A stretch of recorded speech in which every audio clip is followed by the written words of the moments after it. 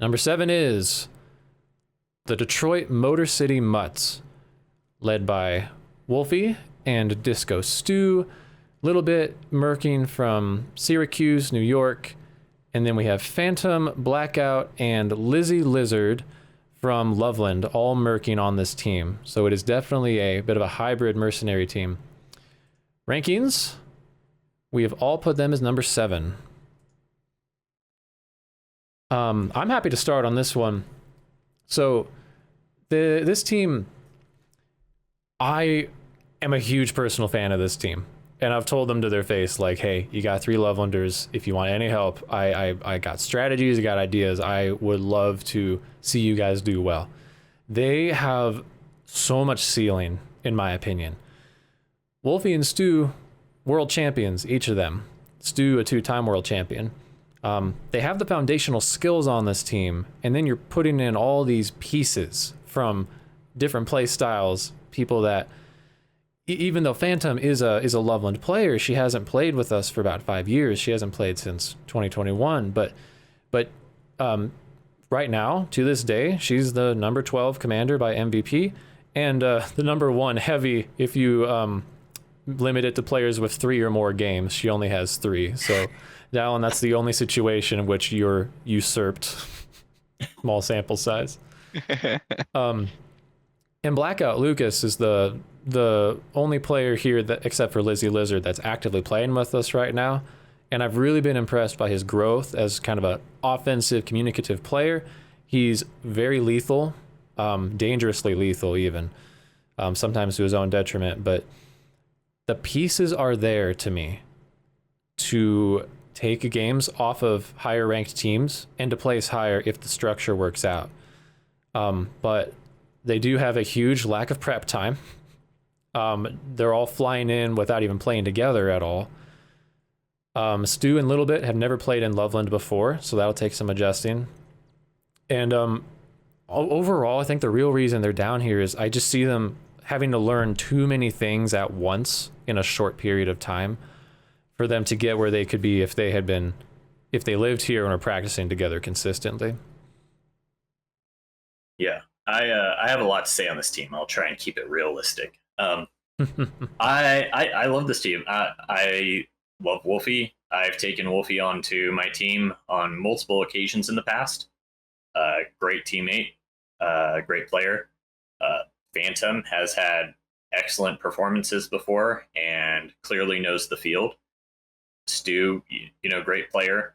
And as you said, you have some Loveland local experience coming into this. I think definitely there's a lot of good power there, especially I feel like the team's really front loaded behind Wolfie and Phantom. Really what it comes down to is just the historical struggle of hybrid teams. Because we were talking before about the Sunbeams and how they're going to have to learn and grow and adapt and adjust to what the other teams are doing throughout this tournament. The struggle with a hybrid team is that your focus during round play has to be synchronizing with each other. You really got to be reading your own team. You got to be talking. You got to be making adjustments. And it can be rough when you're going in there and you're trying to focus on the other teams. You're trying to focus on beating them, but you don't have that cohesion down yet. And so that's going to be the primary struggle for them, is really finding that balance and then also synchronizing at speed, because they don't have a lot of time to get it all down. They don't have a lot of time to really sync up with each other. So the sooner they can do that, the sooner they can get their own team's game flow rolling, the sooner they can start worrying about other teams, the sooner they can start making changes and making those adjustments that you need going into finals in order to have those big wins that elevate you. That being said, though, having 3 home site players, they're going to adapt to the arena immediately. So when other teams are trying to figure their stuff out early, I think this team has like quite a big advantage early in the tournament, early in round play, to get some upset wins in there while other teams are trying to figure their stuff out, especially if they're unfamiliar with the arena. These guys could just solo carry a game. I was really impressed by Blackout in the members night. They really try hard on the communications. They're fast. They're really passionate about the game, and they put up some high scores. So I was not expecting that going to the mega members, and that was really cool. And then something that I'm going to contrast this team and why I put them on 7 over 8 is Rhea, or sorry, Wolfie. She is a leader. Like when I'm talking about the 8th place team that they're going to have to step up in leaders, Rhea will step up immediately. They will lead the team and get their stuff figured out much faster than a team that doesn't have someone like Rhea on it. So I think her like leadership is vital to this team performing. Yeah, Rhea isn't afraid of anything. I think that their top end on this team is just a lot more secure. I think that between the Loveland Arena experience, between their Loveland players, and between their top end, really having a lot of Nats experience and understanding how to take on tournaments, I really think that's what sets them apart from the Sunbeams.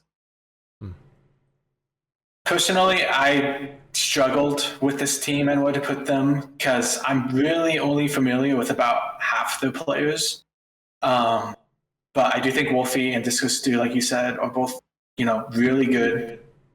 Wolfie at basically any position is high up there, and I think Disco Stew is a really good resupply in terms of like communication and that.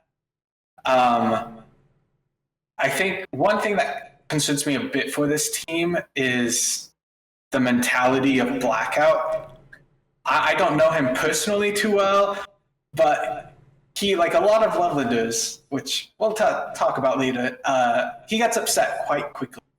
And so, if they kind of have a string of just losing game after game, I worry about his mentality and if he's gonna, be able to stay calm and in the game.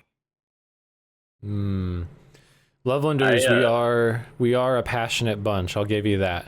It's definitely been a downfall of us as a side in the past, and Lucas is no exception. Now, on some level, we've maybe not always been the best influence, but I will reveal, for what it's worth, one of our strategies for practice right now. We have been learning to be zen.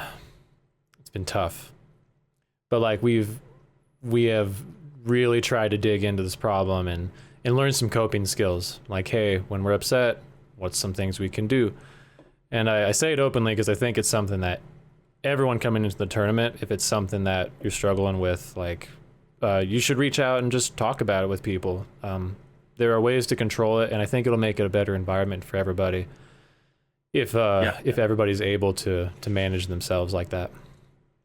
I definitely think when we were out last time for the tournament, or not for the tournament, for the last Mega Members Night, I saw Blackout definitely very angry, storming out of a lot of games, but didn't seem to give up in the middle of any of them or quit in the middle of any, and there was no explosive blowups in the lobby.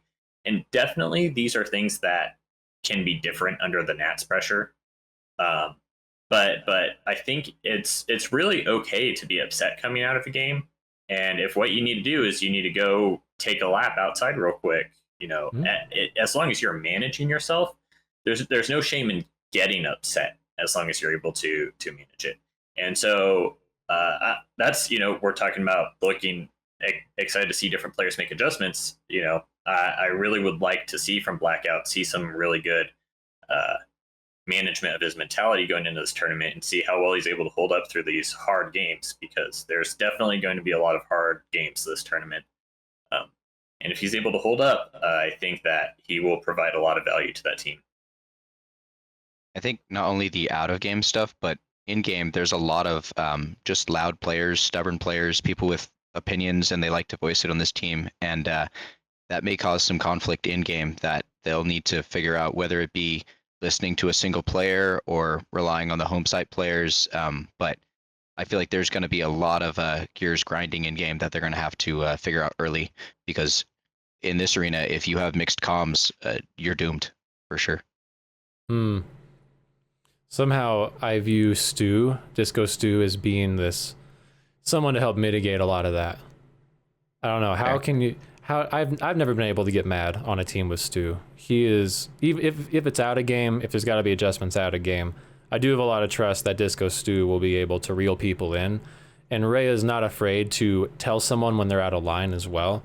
So between the two of them and their leadership, I do have a lot of hope for them, as well as with the way that I've seen Blackout learn to take walks and manage himself. He's really come a long way since I met him about a year or two ago. But your concerns are all valid. I want to talk about the newest addition to the team, Lizzie Lizard. As of about 3 hours ago, was signed on to the Motor City Mutts. She's the leader of the UC Boulder Laser Tag and Pancakes Club. She brings up a bunch of college students to play laser ball every Tuesday, and she's been playing SM5 with us recently, and she was pretty excited when I said, hey, they're looking for a player. Here's kind of what they're looking for, and she's like, yeah, I'm free. Let's do it. It's like the most easy signing I'd ever seen. She's very mature and stable and has a good attitude. I think that will also help balance things out. I think also at the bigger members night, she was like actively participating in the reffing and wanting to learn. Like she isn't just there to play the game. She wants to learn it and like improve, which is like a huge positive, especially going to a tournament like this when you have players with this much experience that like is just a vast wealth of knowledge to help you improve, not just inside the arena, but like in a team setting. I agree. Also, laser tag and pancakes are like two of my favorite things ever, so I'm very jealous that I'm not going to college in Loveland right now. But yeah, that club sounds awesome. It sounds sick. Laser tag and pancakes. Laser tag and pancakes. That's just the average members night. You go play laser tag and then you go to Denny's. Denny's, yeah. True. It's peak. A time-honored tradition. That's really my rankings are actually just likelihood to go to Denny's after playing.